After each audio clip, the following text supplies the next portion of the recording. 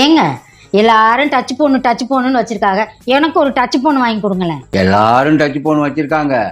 அதை கொண்டு போய் எதாவது டச் பண்ணி அப்புறம் டிஸ்பிளே 2000 3000 கொடுத்து செலவழிக்கிறாங்க.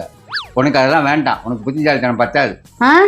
ஃபோன் வச்சுக்கிறது கூட டிப்ளமா படிச்சுட்டு வருவாங்க. அதெல்லாம் நான் பார்த்துக்குவேன், வாங்கி கொடுங்க. சொன்னா கேளு. உனக்கு புத்திசாலித்தனம் பத்தாது. நீ எல்லாம் ஃபோன் வச்சுக்க முடியாது, வேண்டாம். என்ன சும்மா புத்திசாலித்தனம் இல்லைன்னு சொல்றீங்க? உங்களுக்கே தெரியும் போது எனக்கு தெரியாதா? அட லூசு, சொன்னா கேட்க மாட்டேன், ஒத்துக்க மாட்டேன். புத்திசாலித்தனத்துல 3 வகை இருக்கு. அது என்ன 3 வகை? இது வரைக்கும் நான் கேள்விப்பட்டதே இல்லையே. ஒன்று கற்பூர புத்தி, இன்னொன்று கரிப்புத்தி, இன்னொன்று வாழைமட்டை புத்தி. அது என்னடி இது வினோதமா இருக்கு? என்னங்க சொல்றிய? எனக்கு ஒண்ணுமே புரியல. சொல்றத விளக்கமா சொல்லுங்க.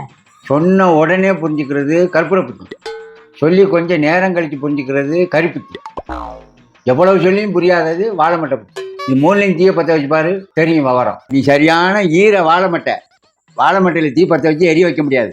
நீ இதுக்கெல்லாம் ஆசைப்படாத. போன் இல்லைன்னு சொல்றதுக்கு இப்படி ஒரு கதையா? போன் வாங்கி தருவீங்களா மாட்டீங்களா? என்ன ராசு, இதுக்கெல்லாம் போய் பொசுக்குன்னு கோச்சிக்கிற? ஃபோன் வர்றப்ப பேசி பேசி பழகிக்க. கொஞ்ச நாள் கழிச்சு நான் உனக்கு வாங்கி தரேன். நான் போய் குளிச்சுட்டு வரேன். ஒரு முக்கியமான ஆள் ஃபோன் பண்ணும், என்னன்னு கேட்டு வச்சிரு.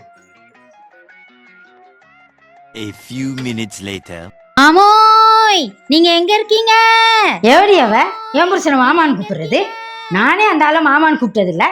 இதத்தான் முக்கியமான போனுன்னு சொன்னாரா? வரட்டும், அவர் கவனிச்சுக்கிறேன். A few minutes later.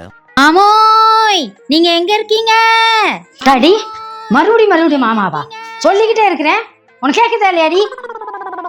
ஆமோய், நீங்க எங்க இருக்கீங்க? சொல்ல கேட்காம மறுபடியும் மாமான்னு இருக்கா. எங்க கையில ஒண்ணு கட்ட, கையில காட்ட மாட்டினா இன்னைக்கு ஒத்துக்கறிதே அவ. செத்தா அவ. இனி போன் பண்ண மாட்டா. எப்படி மாமான்னு கூப்பிடுறான்னு பாக்குறேன்.